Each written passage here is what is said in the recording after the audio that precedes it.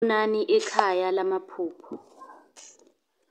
Namhlanje sizokhuluma ngelinye-ke lamaphupho enilibuze kuma-comment. Ukuphupha isikole, ukuphupha ngesikolo sesikoleni noma ngabe wenza ini. Uma unombuzo uyakwazi ukuthatha inamba lapha usibhalele izincwadi zamaphupho sezikhona 400 rand.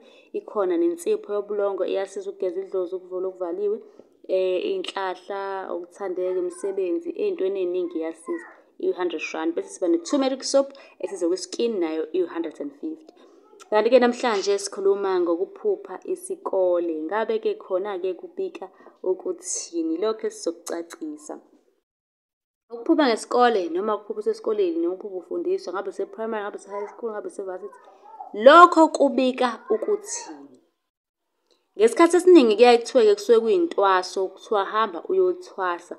Noma kusho ukuthi kusamele uqhubeke nokufunda empilweni yakho ukuze uphumelele. Ngoba kuyenzeka abanye thola umuntu uyayivilaphela nje kanti impumelelo yakhe vele ilele lapha ekufundweni. Ngoba kunabantu vele impumelelo engaleli ekufundweni. Uthole ukuthi umuntu nje unesiphiwo sakhe, hlampe nje uyikhandela izindlu nje isiphiwo sakhe, yabo.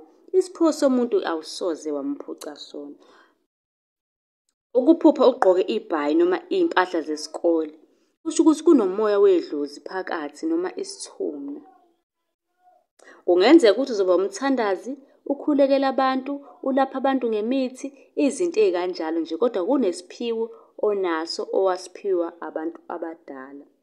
Kwesinye isikhathi-ke kuyenzeka uphuphe usesikoleni uthole iriphothi, ubone ama-results amahle, ujabula nje ukhombisa abantu noma ungithi ukhombisa ekhaya. Lokho kusuke kuveza idlozi lakho ukuthi lijabulile. Lijabulile ngawe. Kuyenzeka-ke kwesinye isikhathi amanye amaphupho ahambisana nesikole kube nalawo. Uphupha usesikoleni ubhala isivivinyo i-exam, uphupha uthisha wayekufundisa, uphupha uthisha ekuchazela okuthile.